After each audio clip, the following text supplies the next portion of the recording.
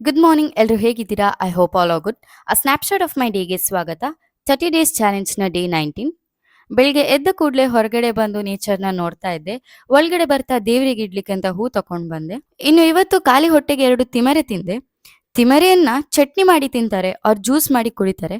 ಹಸಿ ತಿಂತಾರಾ ಅಂತ ಯೋಚನೆ ಮಾಡ್ತಿದ್ದೀರಾ? ಎಸ್, ತಿಂತಾರೆ. ಸೊ ಇದನ್ನ ಹೇಳಿದ್ದು ನನ್ನ ಅಮ್ಮ. ಅವರು ಚಿಕ್ಕ ಇರುವಾಗ ಡೈಲಿ ತಿಂತಾ ಇದ್ರಂತೆ. ಇದು ಫಸ್ಟಿಗೆ ತಿನ್ನುವಾಗ ನಿಮಗೆ ಚಪ್ಪೆ ಅನಿಸ್ಬೋದು, ಅದಕ್ಕೆ ನೀವು ಬೆಲ್ಲದೊಟ್ಟಿಗೆ ತಿನ್ಬಹುದು. ತಿಮರೆಯನ್ನ ಬ್ರಾಹ್ಮಿ ಲೀವ್ಸ್ ಅಂತ ಸಹ ಹೇಳ್ತಾರೆ. ಇದರ ಹೆಲ್ತ್ ಬೆನಿಫಿಟ್ಸ್ ಏನಲ್ಲ ಅಂತ ನೋಡುವ. ಮೆಮೊರಿ ಪವರ್ ಇನ್ಕ್ರೀಸ್ ಮಾಡ್ಲಿಕ್ಕೆ ತುಂಬಾ ಯೂಸ್ಫುಲ್. ವೆಯ್ಟ್ ಲಾಸ್ ಮಾಡ್ಲಿಕ್ಕೆ, ಪ್ಯೂರಿಫಿಕೇಶನ್ ಆಫ್ ಬ್ಲಡ್ ಅಂಡ್ ರಕ್ತ ಸಂಚರಣೆಗೆ ತುಂಬಾ ಒಳ್ಳೆಯದು. ಚರ್ಮದ ಆರೋಗ್ಯಕ್ಕೆ ಅಂಡ್ ತಲೆನೋವಿಗೆ, ಇಂಥ ಹೆಚ್ಚಿನ ಪ್ರಾಬ್ಲಮ್ಸ್ ಗಳಿಗೆ ಇದು ತುಂಬಾ ಒಳ್ಳೆ ಮೆಡಿಸಿನ್ ಅಂತಾನೆ ಹೇಳ್ಬೋದು.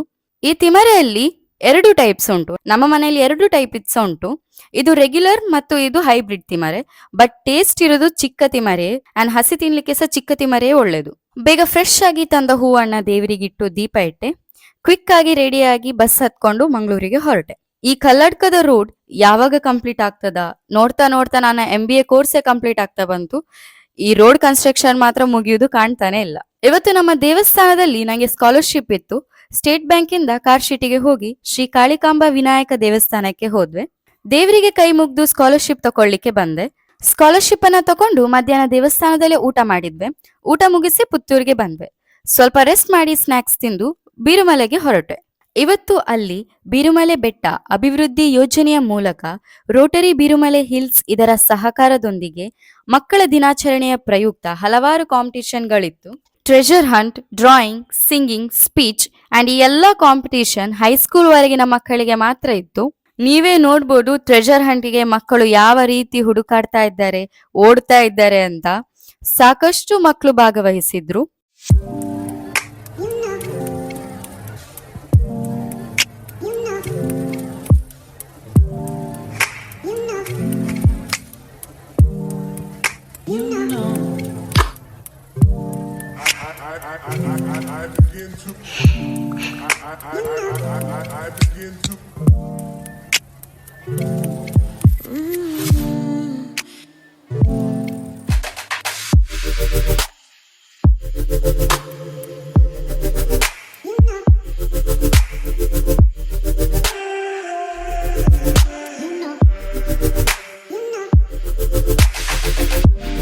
ಇನ್ನು ಈ ಪುಟ್ಟ ಮಗು ಪಿಲಿ ಡ್ಯಾನ್ಸ್ ಅನ್ನ ಮಾಡಿದ್ರು.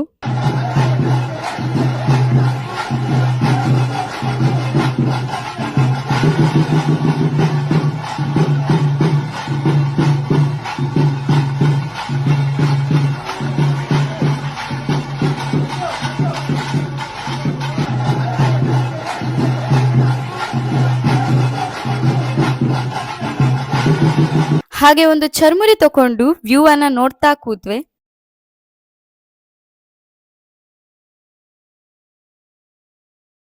ಹೊತ್ತು ಹೋದದ್ದೇ ಗೊತ್ತಾಗ್ಲಿಲ್ಲ.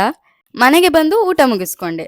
ಸೊ ಇದಾಗಿತ್ತು ನನ್ನ snapshot of my day 19. Daily ನಾನು ಏನೆಲ್ಲ ಮಾಡ್ತೇನೆ ಅಂತ ನೀವು ತಿಳ್ಕೊಳ್ಬೇಕಾ?